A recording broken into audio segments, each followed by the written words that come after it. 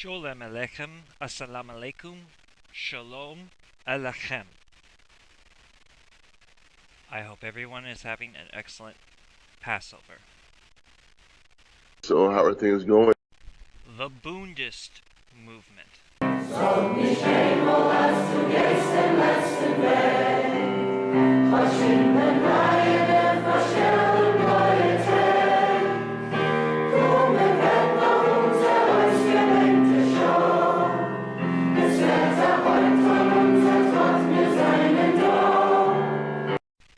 And the Black Panther Party.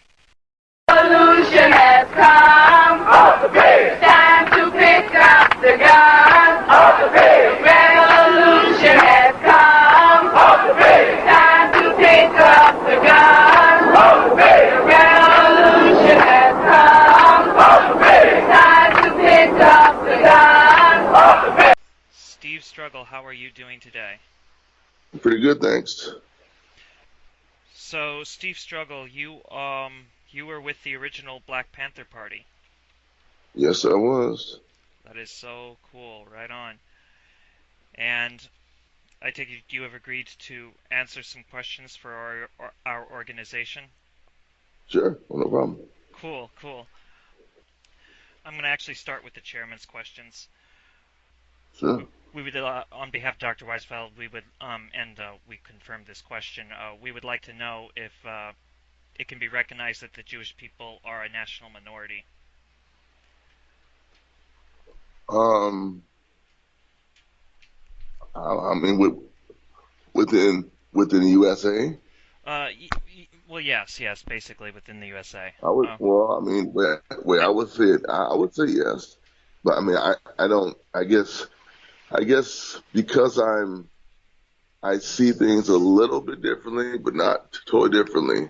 I mean, I say yes, but they're also part of humanity. So I don't see them as a minority. I see them as part of humanity. Now, within the U.S., that's probably accurate, but I don't see it. I don't see the Jewish people as a minority. I see them as part of the world community. Okay, cool. And that sort of applies to Canada as well, but I'm guessing that you are not part of that social sphere. And actually, I like your answer. That's a pretty good, seeing us all as part of humanity. That's a Yeah. good answer. Yeah, I mean, I think that's really the way you have to see because there's going to be different sections within each group, community, people, nation, people, and the fact that people are living within the United States is just, I mean, that's kind of just the way it is right now. I mean, because the way historically things have turned out. Because I think, like, if people see African Americans as well, they came out of Africa and they were enslaved, and oh my, then it takes away from the humanity of African people. So I mean, I just I just want to put that clear that I've kind of grown in my thinking in that area. I think.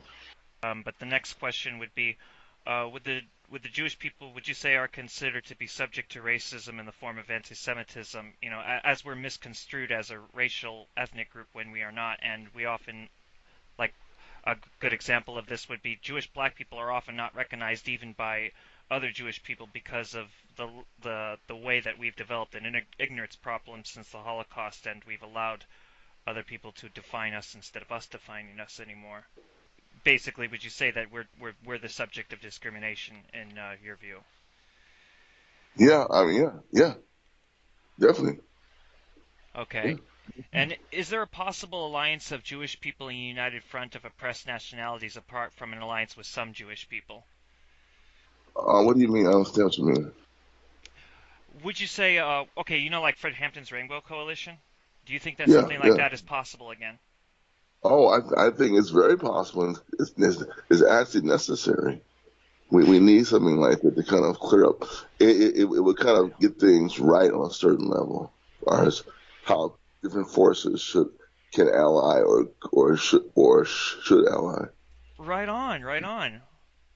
Um, is there a All right. So are national is national oppression and class oppression related, and how would you say so if it is related?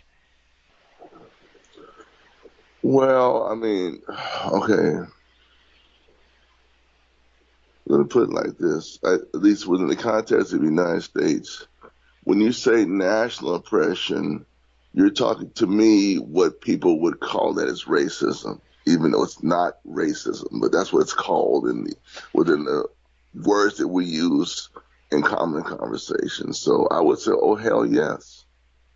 The issue is that within that nation or that community of people, different social classes exist, and they're different. They push for different they push for different goals within their social class.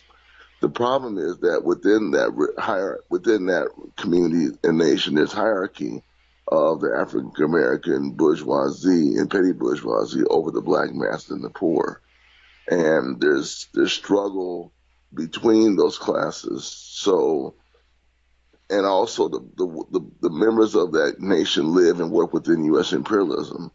So the class character of U.S. imperialism is going to impact the class character of their relationship between each other and to imperialism. So I think, different situations have different histories as far as how the national and class questions uh, interact. But that's kind of how I see it within the confines of the U.S.A. with regard to African Americans. All right. And the next one is how is Zionism to be considered, in your view, how is Zionism to be considered in class and revolutionary terms? I mean, we would say it was is reactionary, but you have other people say it's revolutionary. And how would you resolve this in your mind? Okay, okay. So let me say this. One day I was watching a TV show.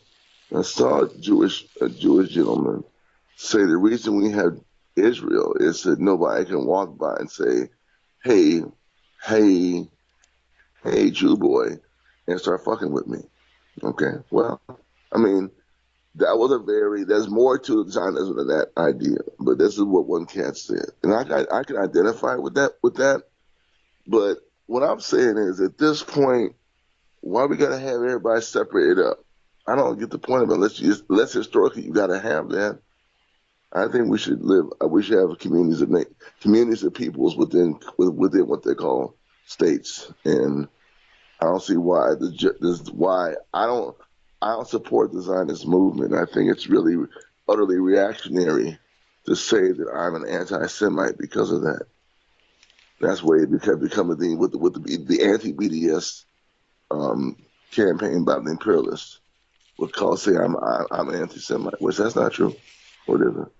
And it's I not I, true. I, It's I, yeah. I just don't see how that project really works. Now, something I did learn from your video, I think it was your video, that people left Germany and went to Palestine to deal with the Nazis. I think it was in your video. Yes, Um, yes. The Zionists and the Nazis yeah, were in fact complete cahoots with right, each other. right. So when I see and hear that, it makes me just wonder what the hell is really going on historically. Because but no, I don't see Zionism as being a progressive movement. I mean, a revolutionary movement, a progressive movement. It this whole two-state solution shit. I have a whole. I mean, on the one hand, I want to say the Zionists, what's wrong with you? You can't live with Arab people and be equals and have one person, one voter for Palestinian people. On the other hand, you look at the West Bank, you look at Gaza. I mean, this is nothing but apartheid, settler colonialism, really deep racism, and an attempt to commit cultural genocide against those peoples. Because that's the way your videos really show the abusive police nature of the Israeli Defense Force. It's one if you have ever seen. It really shows what they're about. That Yeah, video and shows how they approach the Palestinian and Arab peoples. Yeah, right there. yeah, right on, right on. So, in relation to this question, I suppose you would say, would you say that Zionism is racism then, in that sense, or like, I understand what you say about the term racism because Yeah, but yeah, racism's okay. no, yeah. In the sense of Zionism being a form of class and national oppression, yes, yep, sure do. Definitely, and we agree with you. Um, and it's not just Bundists. Like you'll notice that the rabbis were in that video too, and they consider it racism as well. And we are proud to say those are our rabbis. Dr. Weisfeld, this wasn't in the documentary, but Dr. Weisfeld had interviewed that very year. He interviewed Rabbi Hirsch's son, who is now the current chief rabbi of Jerusalem, and they still to this day do not recognize Israel. They identify, in fact, as Palestinian. Yeah, Um, yeah, the whole thing is just the whole thing is just so obnoxious and disgusting. That whole movement, everything about them is just utterly fucked up. You got the, I mean, they even have fucking nuclear weapons. Where's the outrage about that shit? Fuck North Korea. The hell with the DPRK. They ain't got nothing compared to Israel. I Hell no. know, I know, I know. Israel can do anything it wants. It's not, as far as I understand it, it's not. It doesn't even comply with these treaties. So fucking leave the DPR. That's just political oppression. The anti. That's how they operate, man. They put it like this is what they do. They oppose you from a class perspective, straight up, and then the politics is organized by these imperialist states within that context. But then they would like, for example, the DPRK. So they come at them, oh, you're doing this. Oh, you're doing this. You know what? They may have a nuclear program. You know what? They may be trying to hit the United States with weapons. So what? That's not even the point. So Israel's doing the same. That's the same shit within that area. Israel's part of that same necklace. All them weapons they got, man. The Palestinians have every right to develop the same capacity against Israel. What they have is nothing. They're fighting a people's war, man. Israel got airplanes. The Palestinians don't have no airplanes. No, they have drones, but not airplanes. The drone, not airplane. I mean, not airplane, not an army that can come over you, bomb you, cut off your water, do what they want to you. No, they don't have nothing like that. So Israel, fuck that DPRK oppression. Israel got all them bombs, man. I'll tell you something. That's a hell of a hypocrisy. All them bombs Israel had, you were talking about the DPRK. What the hell? That's just a fake. That's just a false flag right there. That's bullshit, I, man. yeah, I agree with you. Right on, you're keeping it real. I love it. I love it. So, would you say that the state of Israel is Jewish or Zionist? Like I said, these are general questions that the chairman wants to know. I mean, I think is it Jewish or Zionist? Right now, it's Zionist.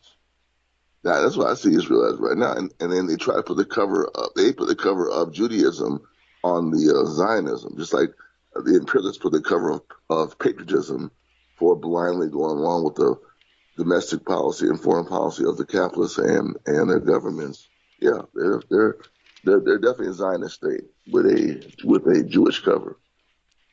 Right on, right on. Yes, they're using us as human shields, basically. And like when I'm not the biggest fan of Barack Obama, but I sided with him over Netanyahu, at least in the.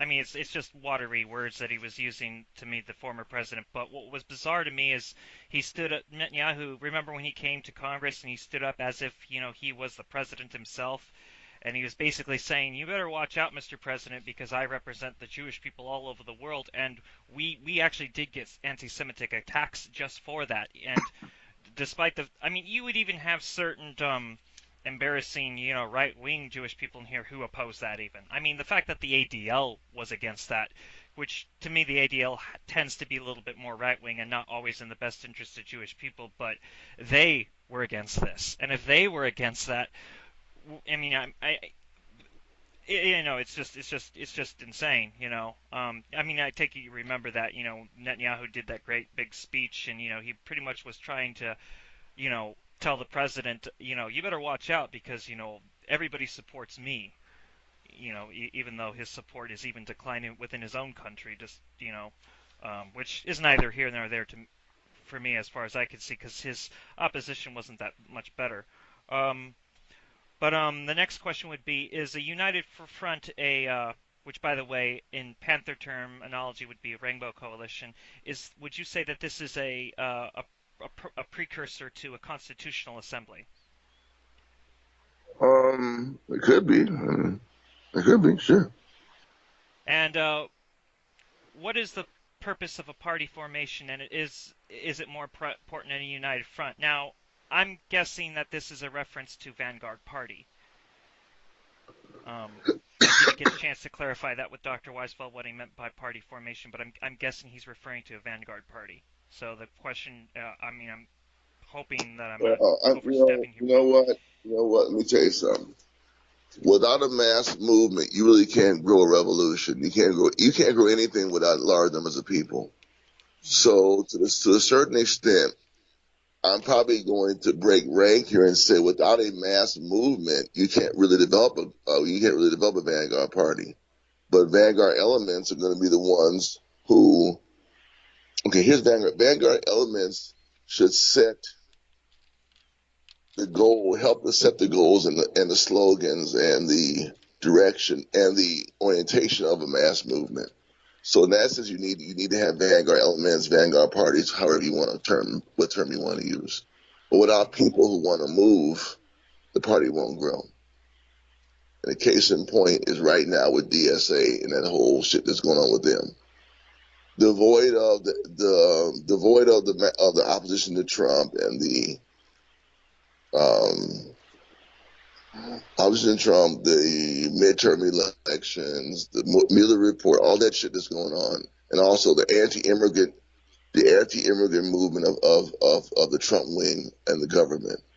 With all that going on, that's why DSA grows. I'm not saying DSA is a Vanguard Party. They're not. They're a reactionary organization. They're for the Democrats.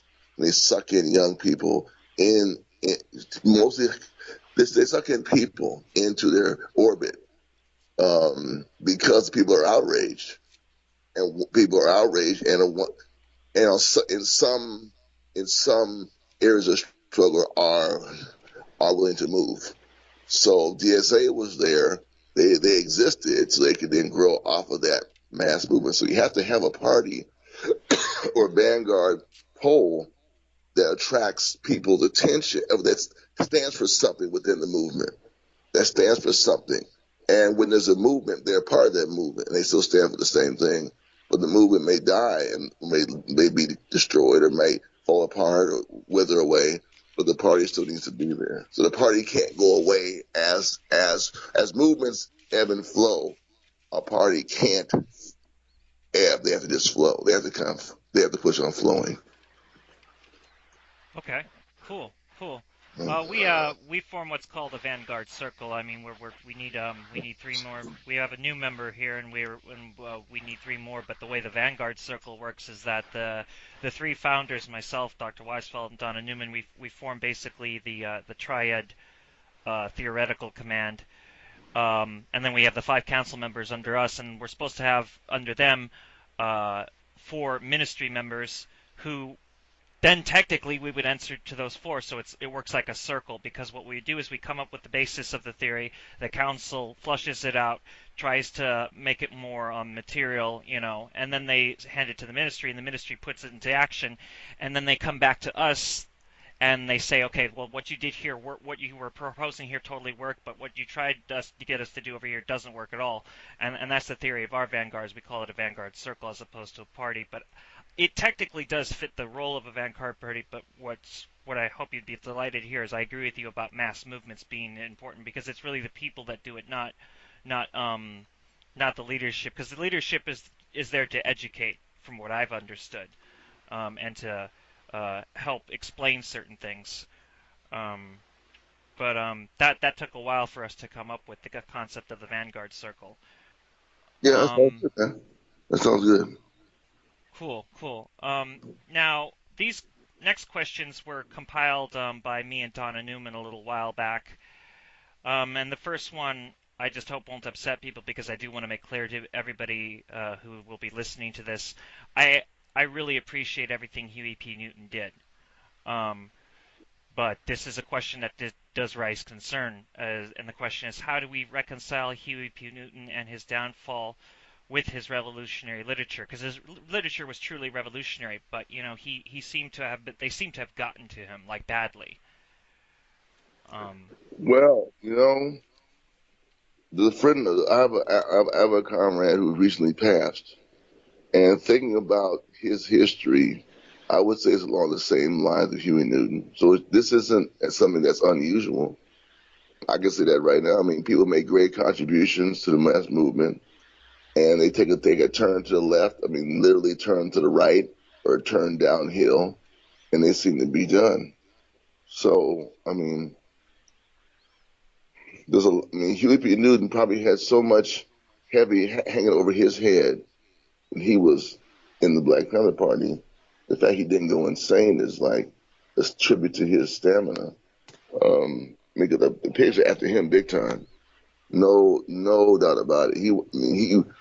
But I do think that at a certain point, it's just this happens, man. I'm not gonna excuse it in the sense of wow, it isn't terrible. We would hope that our leaders wouldn't take such turns, but everything in mind, everything in balance, he has made a great contribution to the revolutionary movement, the Black revolutionary movement theory. Even if there's debate over the theory that came out of the Black Panther Party by Huey Newton and Eldridge Cleaver, I have to mention him as a theoretician because he's not talked about a lot as a theoretician. Whatever happened, I mean, Cleaver did the same thing, right? He became a yeah, he designer. voted for Reagan. He became a designer, became a Mormon. I mean, but Cleaver made contributions, and I think at a certain point, I mean, we can theorize that there wasn't this affirmative practice of revolutionary theory and practice within their within them as people. And there's a number of reasons we can give. I mean, I think that really the issue. I'm gonna say something. Now. I'm gonna say something that I really think people don't talk about. The real issue to me was the inability of the rank and file Panther members to recognize what was occurring and to take action. Now there were some police, I would say police, some enforcer elements in the Panther hierarchy that wanted to keep order, would use armed, not violent, not pistols or guns or knives, but would use force against party members. But all the party members had to do, essentially, and it's very easy to talk about. They said, "Hey, we as party members don't like the way things going or the direction of this organization, and we think we need a replication campaign, kind of like what happened in China. You would need to have the party members fight back, and some did, and some quit, and people took off. I think now with that, in hindsight, that's what you have to do. If part of your leadership is not following the historically correct line of revolution, you have the members of the organization have to fix that. Period. That's just period. It could be me.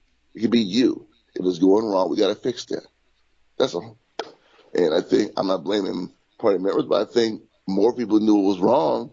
And in a few instances, like in Seattle, people broke away and formed had a Panther Party type organization that kept a structure, but did not follow the party, the Black Panther Party. That's one example I know of, and probably happened in like other places that we might not know about. I mean, no one's really done a real history study what happened to the Panther offices across the country when the party dissolved as far as its leadership. I don't know of one study looking at it. None. So I think yeah. I think Newton's antics as he became older also, and not leading a revolutionary movement tend to deviate. But there are many leaders that have done that, man. Many. I mentioned three right now: Cleaver, Newton, somebody else. There's another person I know of who's passed recently. Great, made a lot of theoretical contributions, but at a certain part they just deviate away, and I can't explain it why it happens, but it does happen. And when it happens, people who are, I hate to use the word true believers, but those who are true believers in social revolution have to keep the path alive, with or without that leader. Recognize their contributions, keep the path alive, and keep moving. hopefully the leader can become one of the members of the movement again, and get back in step. But if say the leader doesn't do that, you can recognize his historical contribution and just move on, and make necessary criticism and self criticism, and just move on. That's all to you with Newton and anybody else.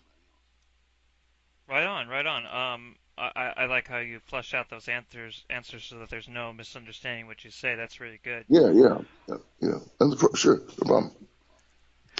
What do you think about challenging errors in Marx, Engels, Lenin, Stalin, and Mao? I'm not tearing them down. I'm just saying challenging errors in them, because that can often get you in a lot of trouble with a lot of people who hold it I think dogmatically.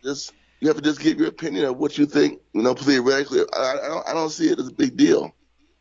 I mean, it's a big deal in the sense of where you want to take your movement and where you want to take your struggles and your development of ideology. But I mean, I have books in my cabinet right here. Um, Blood Lies, Khrushchev Lies, another couple books. There's a guy named Grover Furr.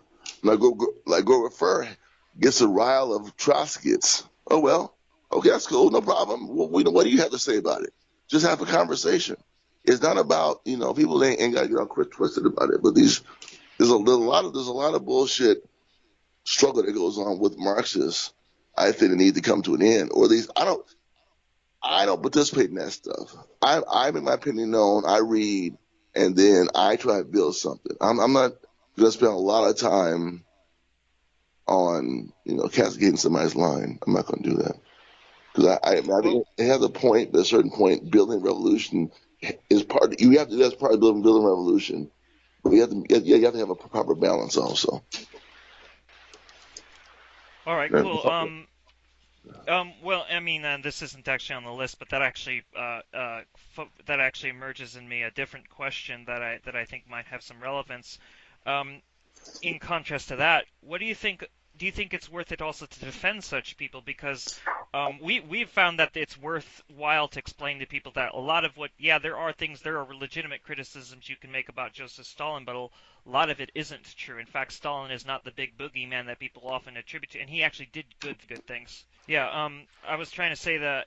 Also, this just came to mind. This wasn't on the list, but in contrast to that, what do you think about defending such people for their reputation being torn down?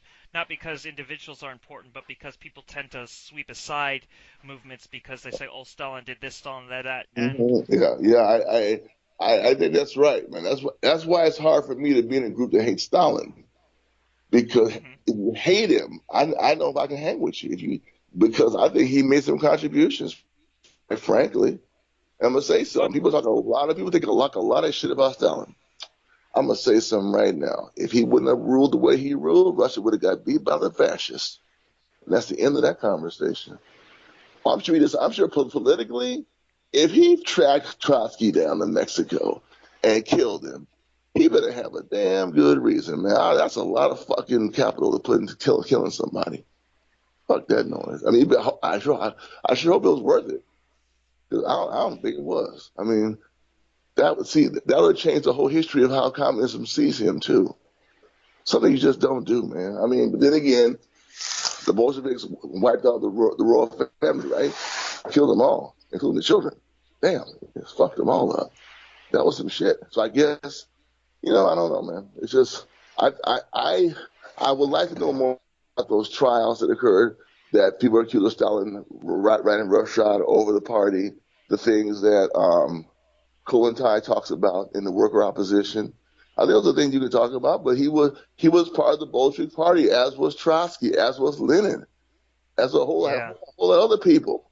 Same thing with Huey Newton, same thing with people like our brother Ward Churchill, man. Damn. They put a hurt on him, didn't they? They fucked him up, man. I heard Homeboy isn't even working. Well, for what it's worth, we're not a bunch of Stalin haters. If that helps anything. No. I'm just saying. Same thing with Mao Zedong. I'm gonna miss some names. Fidel Castro, Mao Zedong, Ernst Mandel, Pablo Moreno, these names that come up in these conversations. Um, I'm very happy that Cuba allowed escaped members of the Black Liberation Army and Black Panther Party to live in Cuba. That doesn't mean I support everything the Cuban Revolution has done. However, I do think they kicked ass in South Africa. I'm gonna tell you right now. I'm gonna tell you right now. I have split with people over Cuba and the Soviet Union and all that shit. No, I don't see it like that. That was a good thing. That was a good thing. Everybody that mentioned Africa in the 70s and 80s with the liberation struggles, that was wonderful. I wholeheartedly support it. Will never denounce it. So in some circles, I couldn't say that, right? I know you couldn't. You couldn't say that's it's Fidel Castro. Right on. That's good. So I have a very open view about criticism and self-criticism of historical figures. That coincides, I think, with combat liberalism by Mao, which is something that we've been using almost like a mantra, but not in the sense of like treating it like a dogma, but that it is among the 8 official members and our new ninth member, who I'd say he's more or less official now. We are trying to do a lot of self-criticism on one another so that we can improve. Because the only way to work out contradictions is through self-criticism, and I've received heavy criticisms that are necessary. The others have received heavy criticisms that are necessary, and I've noticed that we've been able to improve in this way. And I think that it's also important to redeem past figures, whether you're talking about Trotsky or Stalin, by the way, because if you can do that, you can see where both of them got it wrong or got it right, and that can Exactly. reflect on us today. Exactly. You have to look at it like that. It's the only way, man. That's the only way. And yeah, right on, right on. Um, what do you think of minority ethnic cultures and minority religious cultures today doing what we're trying to do by building in the style of the Black Panther Party? Because much of what we're doing, we're modeling after the old Black Panther Party. I've heard some people say that that's really good, but I've heard other people say you're trying to appropriate Black culture, which No, we're not trying to do that. don't even worry about that. I think the argument of appropriation has been taken way out of context, actually. But, So no, I think that I think what you said exists. There are national minority religious cultures that exist, and for I'm concerned, leave them alone. I hurt nobody. I mean, if America was totally fine on that stuff, right? It's just about. I'm sorry, I haven't given it that a lot of thought in my thinking, but it just sounds like yes, there are, and their rights should be respected.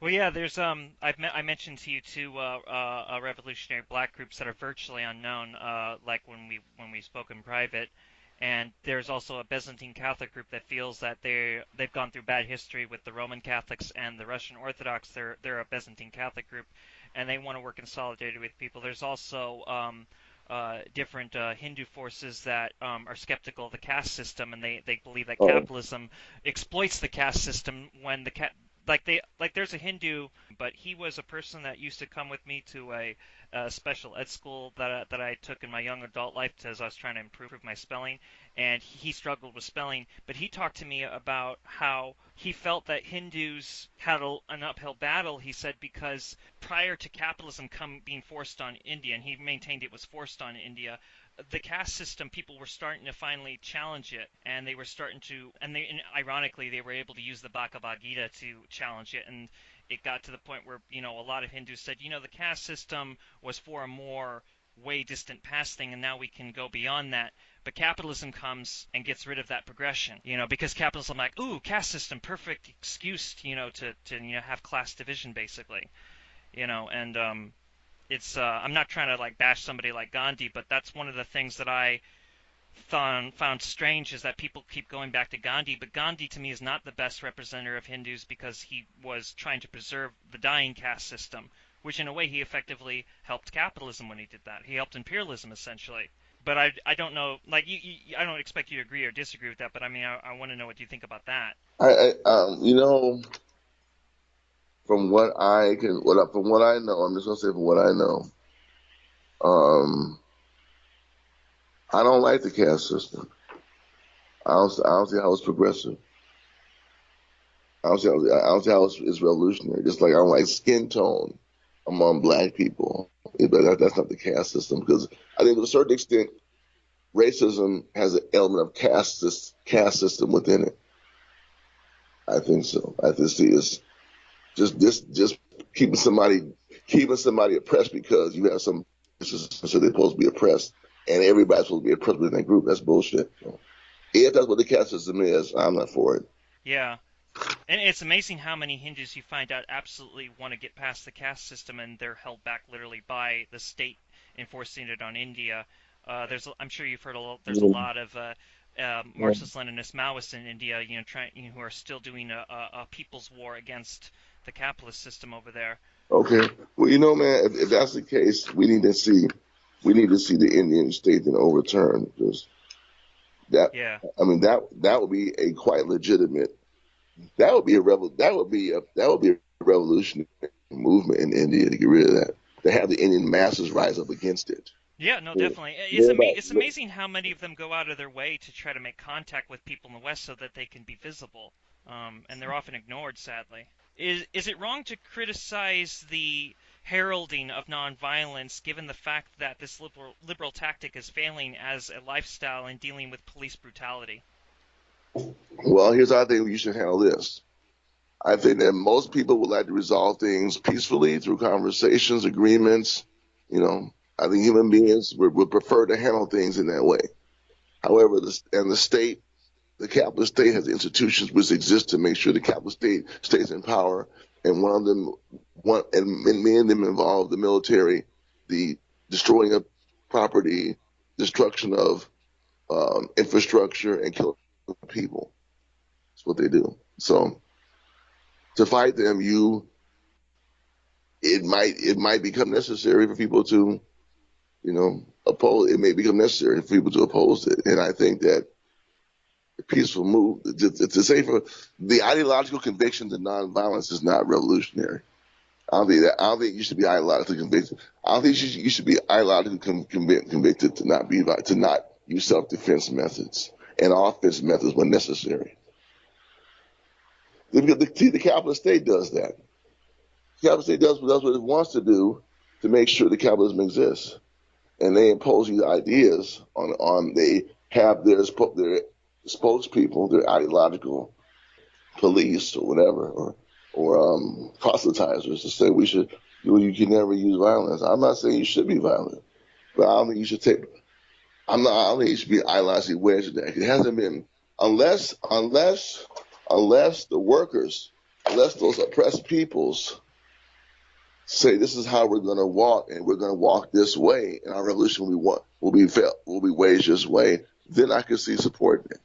If it came from the mass of the people through the revolutionary leadership to say, "Hey, this is how we want to make our struggle, and this is what we're going to do," then I'd have to, I would be forced to acknowledge how people feel about that. Hmm. But I do think, for example, the way that ML King is is is given sainthood. If you were like Huey Newton, Bobby Seale, and then imprisoned Black Panthers and imprisoned the murdered and imprisoned indigenous leaders, people from the Chicano people, the Asian people, the Jewish people. Those leaders are not. Those leaders' views are never endorsed by the state unless they philosophically are support nonviolence. No militant leader of any peoples. Even Geronimo is not honored. Geronimo is acknowledged for being a great tactician, but he still was a native man and he used guns to oppose the white expansion. So I mean, I say it's just it's really no brainer to me. You have to be willing to embrace what you have to do to win. But most people would prefer to do things peacefully. I think. I just think people would sit down. That's the preferred way of resolving conflicts. I think. Now, this next question is probably going to be the slightly most long-winded, so if you could bear with me a little bit. What do you think about groups that, while holding to a Marxist-Leninist or a Marxist-Leninist Maoist line, borrowing from Trotsky, anarchist theorists and alternative socialists like Gaddafi. Is this deviation, or can this be acknowledged as simply just not being dogmatic? It's just, I think it's more than not being dogmatic. It's opening your mind to learn things. So you got to read to learn things. You got to open your mind to learn things. So, you know. Right on. I love how engaged you are with these questions. I really appreciate that. And I told Dr. Weisfeld that he had watched the documentary and he liked it. He said that that was very humbling for a Black Panther to appreciate our work. What revolutionary literature should we take from the Panthers? Let's see. I think both of their 10-point programs were okay, except for the part about the United Nations. It should have called for a revolutionary movement. A blessed black people should form a revolutionary party. One demand should have been black people should form a revolutionary party. So I think that's the only part about the 10-point program. I think it's like a transitional program. Let me see what else. I think that the early writings of Huey Newton that were published by Ramparts Books would be good to get. Those are early books. The Ideology of the Black Panther Party by Eldridge Cleaver is very important, but no one really talks about it too much. Also, the writings of Emory Douglas, the drawings of Emory Douglas, I think those are important to study. Also, the drawings. I'd even say probably one of the more important things to study is the art and culture. Some records of Elaine Brown, music of a group called the Lumpen, and any other groups that derive from the Black Panther Party, and, musical groups. I would look at the poetry. I think that those various expressions of Black revolutionary thought are what are the most important. I think I hate to say it, but the iconography and the music and the political thinking. But I think if that got brought up more within the conversation, I think that would have impact today, quite frankly. One of my favorite books, I used to have a copy of it, but I lost it, was actually Soul on Ice by Eldridge Cleaver. I think that's a good book to read, actually. It's funny though, because he wrote my favorite song, and then he endorsed the person he was dissing. My favorite song, "Fuck Ronald Reagan," and then he voted for Ronald Reagan. So that's kind of funny. It just shows you, man. These guys can take these turns, man. If that's like in Zimbabwe. Look at the Zimbabwe. A coup d'état in a black nation in Africa against Mugabe. I mean, all the revolutionary movements would agree that coup is not the solution, but they allowed it to happen there. So again, these things happen historically. These contradictory things happen historically. And it just shows that the class forces inside those movements have changed, to me, in the wrong direction. So that's same thing with Cleaver. I mean, have you ever been to the capital of California? No, I've not really been to California. Yeah. I've driven through California, and I regret this. I've been to quite a few places, but I've not been to California. The reason why I ask you is that there's a statue of Ronald Reagan in the bottom of the Capitol, on the fourth floor. And they celebrate him becoming president. They celebrate him becoming a president of the United States and being a governor.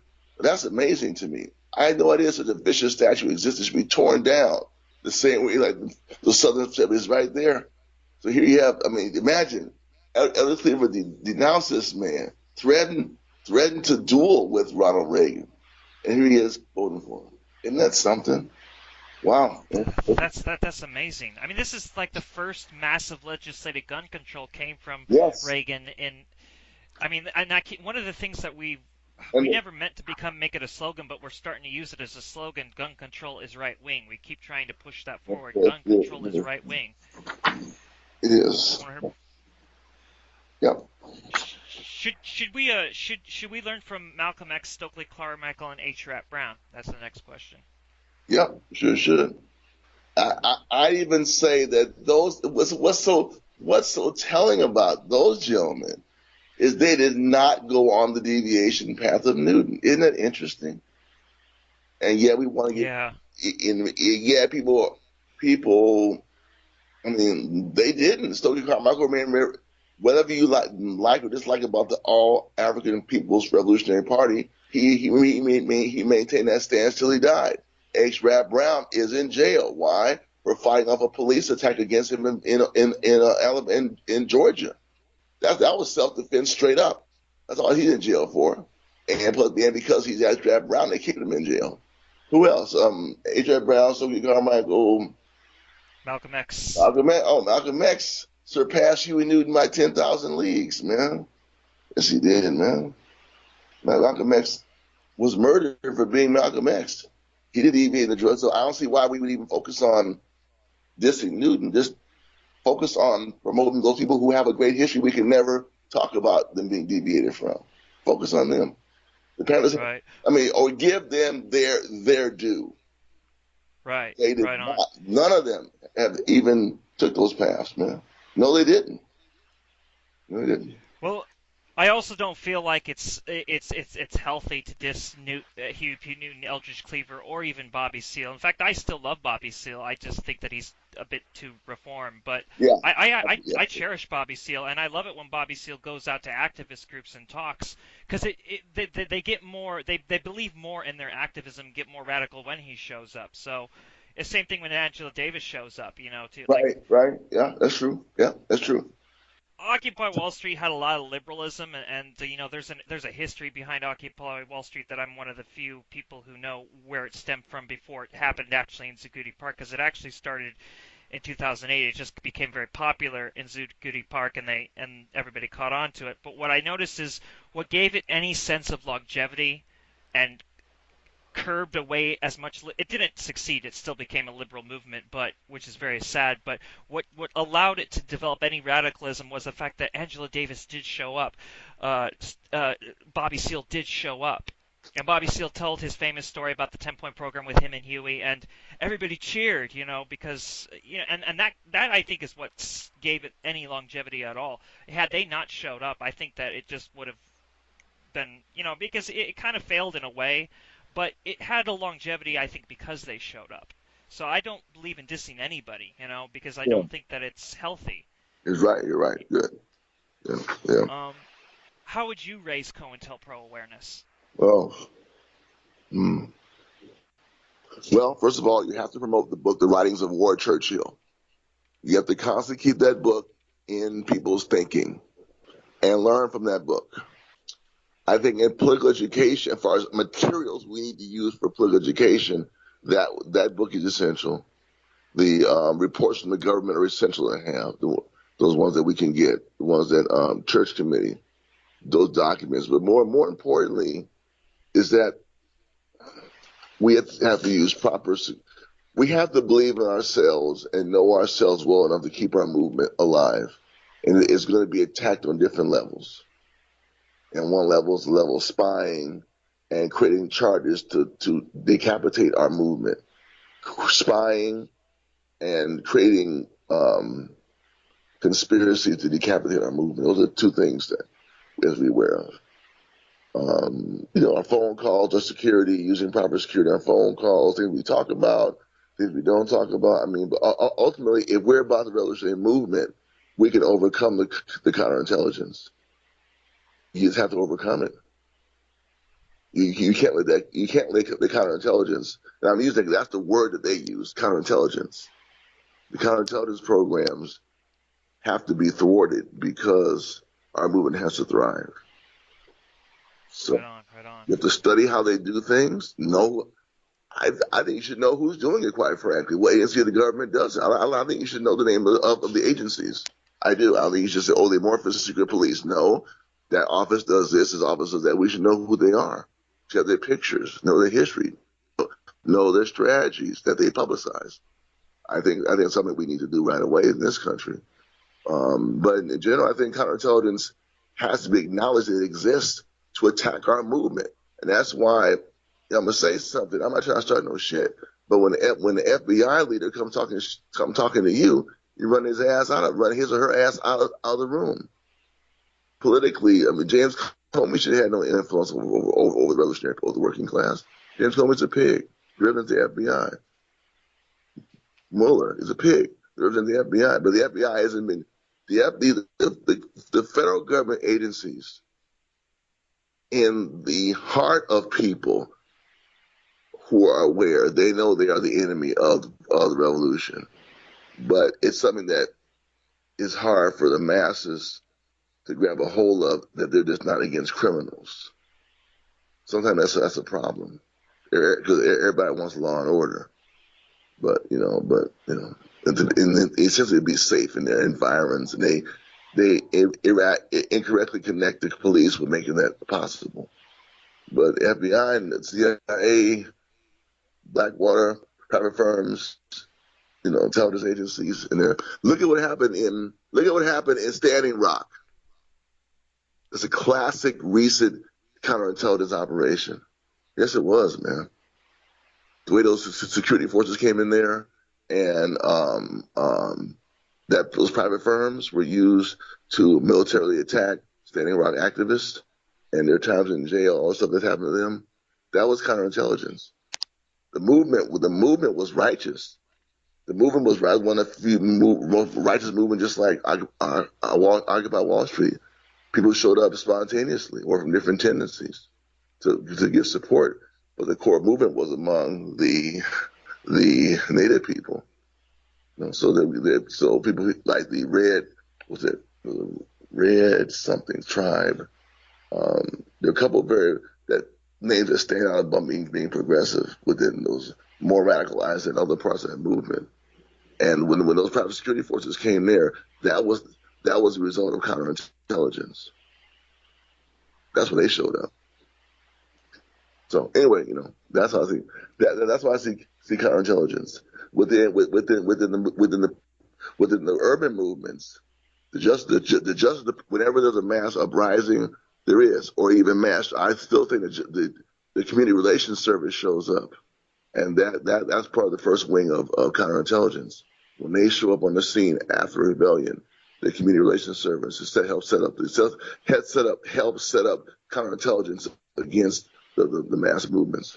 Right. And I'm so glad that you watched our documentary, Jewish Bundist Diaspora Movement, where we cover not just we not just cover our chairman, Dr. Weisfeld, but who we consider the leaders of our generation, the Naturi Carter International.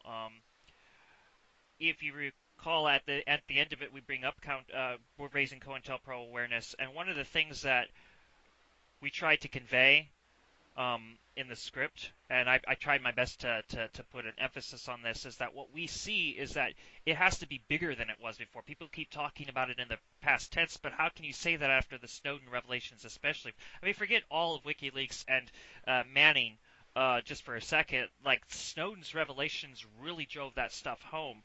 I mean, he's in asylum in Russia because, you can't... And the whistleblowers, when they came out, I mean, in Decade for Struggle, an old documentary, one of the guys who was part of Black Death said when he left, it was getting more advanced, and he was sure that it's going to be bigger now than it is before. So if we take that into context with what happened to Snowden, it has to be humongous at this point. Yeah, and that's a real problem. Well, I think their collection efforts are humongous. That's true. I don't know to the extent to which their collection efforts and their counterintelligence work have been successful. I mean, in some movements it clearly has been successful. In others, we just don't know. They have a lot of intelligence. But for example, in the DPRK, they have a lot of intelligence against the DPRK. They're putting sanctions on the DPRK, but they haven't yet won that struggle. So I think that there's COINTELPRO still exists, but I think the power of the people is greater than the man. Like the old saying, the power of the people is greater than the man's technology, and I think we got to keep that in mind too. That because they have, we have to acknowledge what they have, but we have to still have a movement. We have to still fight. And yes, we do. Yeah. And their technology can't be a hindrance to us fighting. It just can't be. We have to just build our movements. If we build our movements, the technology won't stop it. may hamper it, but I don't think it'll stop our movements. But look at China. They're able to stop movements there. That's for damn sure. They got that shit hooked up in China. So maybe I'm wrong about that. I don't know. We'll see. So from Isaiah P. Kometstein, our councilman of committees, he says, "Greetings, comrade. I want to know what you think the correct method is concerning dealing with police brutality in the United States, and how do we bring about Afro unity." Remember, this is our Jewish black member. He says, and how do we bring about Afro unity? Disconnect between blacks and our African relatives is higher than it was when I was younger. How do we build bridges between black nationals and Africans when black people are trying to hold on to utopian attempts at entry into the white power structure? Bourgeois blacks, to me, are no better than white capitalist bourgeoisie. Okay. Well, as far as developing the better ties between African Americans and Africans, It's a very good question. I think we need to have. I think we need greater discussion about the issue and come up with some solutions. Yeah, I think that would be good in resolving that issue, or that would be good in addressing that issue. Having some discussions among those who feel it's an issue, those who recognize the challenge, to sit down and discuss the challenge, come up with some solutions. That's all I can say about that, because I think that's my real thing. That's my thought about that particular question. As far as division between blacks and Africans, or Africans and African Americans, I think that if people work together and deal with each other as human beings, like I said earlier, those problems don't even exist. Because once you view somebody in a certain way, that's when you start having those problems. But people who deal with each other as sisters and brothers, that's not really a major issue. But the fact that I think that I think one thing you might want to look at in African Americans is, do African Americans acknowledge that their thinking is affected by being in U.S. imperialism? I'm not saying because it's imperialism they have bad thinking. No, I'm not saying that. But because somebody lives in France, they do have the ability to develop. They have great pressure on them to develop ideas toward the third world that are reactionary, and toward immigrants that are reactionary. I mean, they do.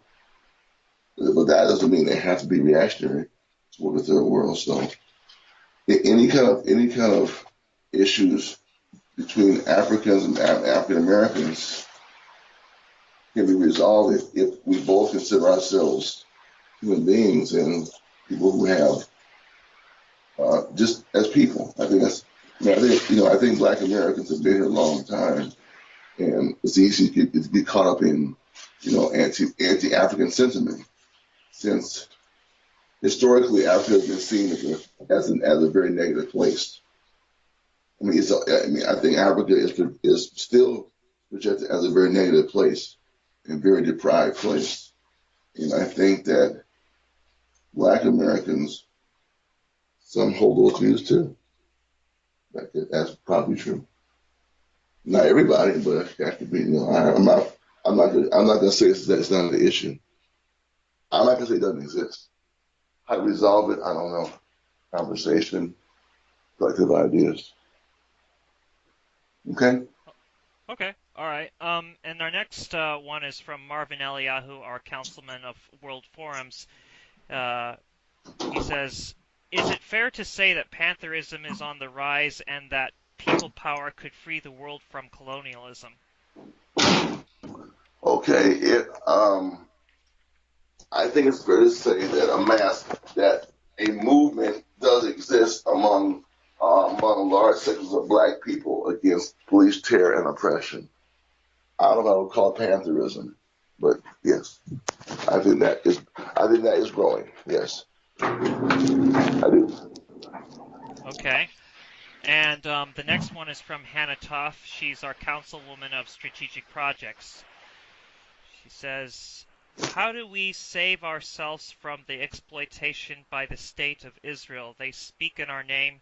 Jewish Europeans like myself feel that we must emancipate ourselves from the neo-colonial propaganda of Israel. But the same can be said of the liberal organization Jewish Voice for Peace.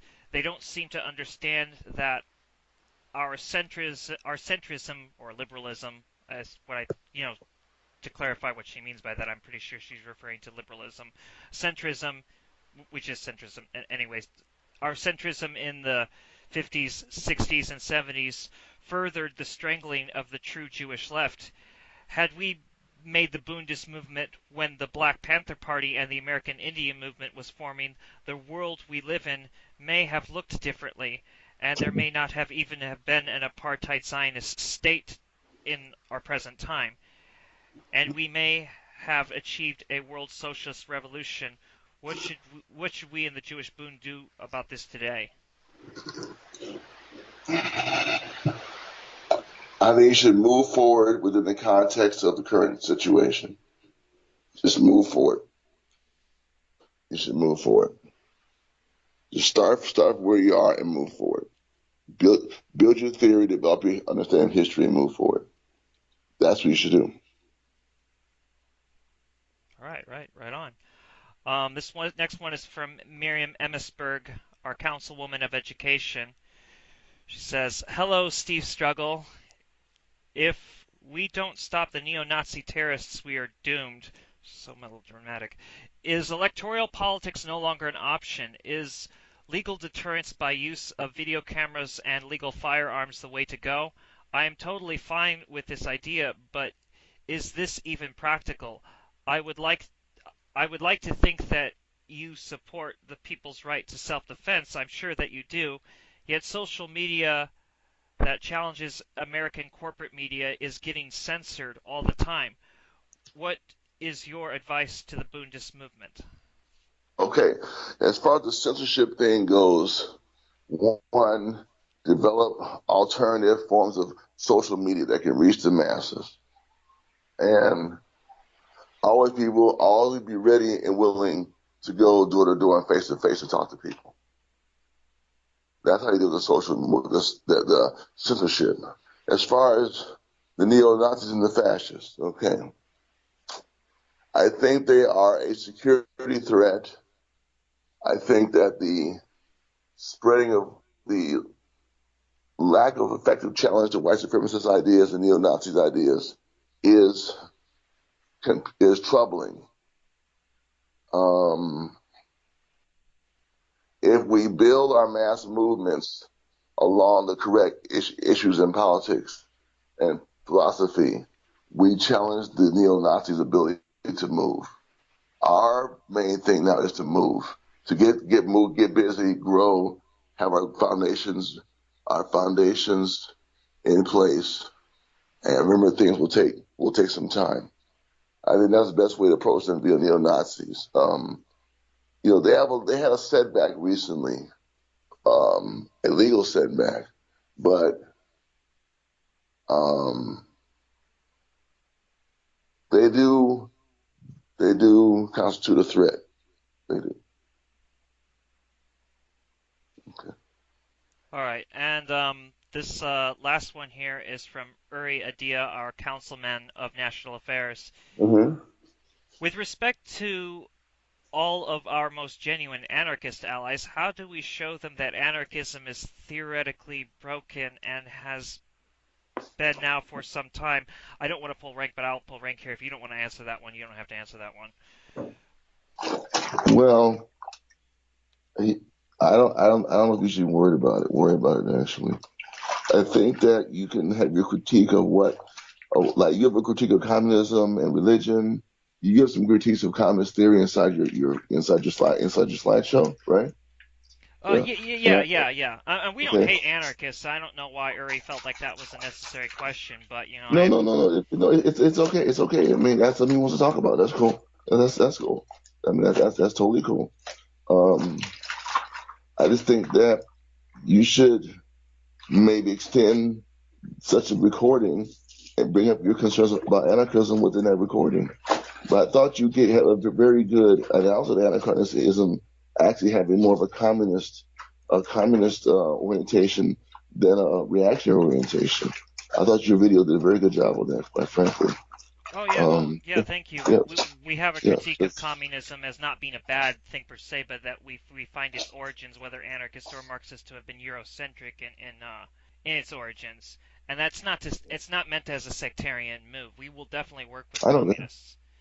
Yeah, no, no, I know, no, I understand that, and that's cool. It's not even. So you're basically saying that you don't really think that we need to like educate them as to what's wrong with their theory per se. We just add that to our critique, our one of many critiques. I'm guessing is what you mean by that. Yeah, and also just keep building your movement. I think if people want to support your movement, eventually they're going to have to come to grips with things in their ideology that prevent them from doing more to support you. That's usually what it comes down to. But I just think that important to me, my focus will be building our movement. I mean, and building support among broad sections of people, or in particularly Jewish people. That's how I would think.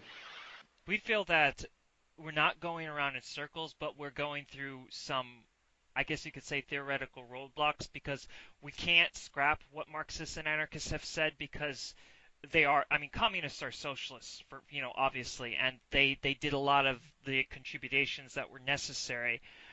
But we also find that at the same time, it isn't just dealing with, communist political cousins, but it's dealing with different strands of theory and, the sectarian, like, we don't call for left unity, but we definitely call for anti-sectarianism. But we find that sectarianism is stronger now in a more unnecessary way. Whereas maybe sometimes it might be necessary because this person might be too reactionary or actually be cryptically fascist or something. You have those situations, but sometimes that's not the situation at all. And it's getting harder and harder even to sit down with certain groups, in some senses. In other ways, though, it's growing, but it's growing from people who I've noticed have not made up their mind about a lot of things, which I don't know what you think about that, but people who don't necessarily already have their mind made up and are just open to absorbing as much information as they can and making an evaluation, those seem to be the people that are the most on par with anything. Man, I mean, I'm I'm okay with what you were saying. I'm okay with that. I like how you say our movement. I'm guessing you're collecting with us and you as a larger we, and I kind of appreciate that. Um, Well, yeah, I do think we have some definite principles of unity and things we agree on, even at the realm of ideology and philosophy. That's very good. yeah, it's. I think it's time to, as you've put it more than once, move. I think we need to move forward, and we need to get the ball rolling.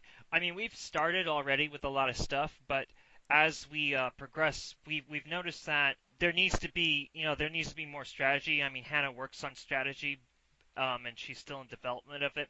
But we're also at the thing where we realize if we don't get our manifesto out, people are not going to understand where we're coming from. So we're almost done with it more or less.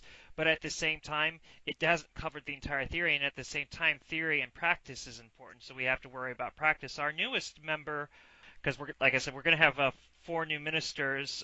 We've already got the first one. So his first name's Daniel. He keeps stressing, and everybody has read it except me, except I started reading it. Everybody except myself and Abraham Weisfeld has read the book Settlers, from what I understand. And Daniel says we've got to read Settlers, especially if we're making a large critique of the American colonial structure. Would you agree that since I didn't get a time to take a question from him, I'm just going to take what I would think he would want to ask. Do you think Settlers is an important book? I think it's important to read Settlers. I don't think settlers by itself is sufficient to develop a critique of the historical, ideological, and political development of the United States. But I think settlers is very important, and it's not given the importance that it's due. I just I have to read it again recently and to critique it in my current way of seeing things. But overall, as I remember, its basic premises about the white settler colonialist view of white people and white America. I think it's an important contribution, and but I think you have to go beyond, make that part of your analysis. Keep that in mind when you make your analysis. Hmm. Keep that in mind when you make your analysis. That's all. Steve Struggle, thank you so much for coming here, and I hope it's not too cliche, but we've been saying it a lot because it's a phrase we feel. I'd like to say all power to the people. All power to the people. All All power to the power to people. the people, right on. Thank you so much for coming here. I hope maybe at some time in the future we can come again. And I'm sure you're very busy with things, and so for you to talk. Let me get a chance to read some more of your materials, Uh huh. and give me about a week or two. No, give me up to 2 weeks, and I'll be back in touch with you. I will be. Right on, right on. Thank you so much, man. All power to the people. Okay, bro. Take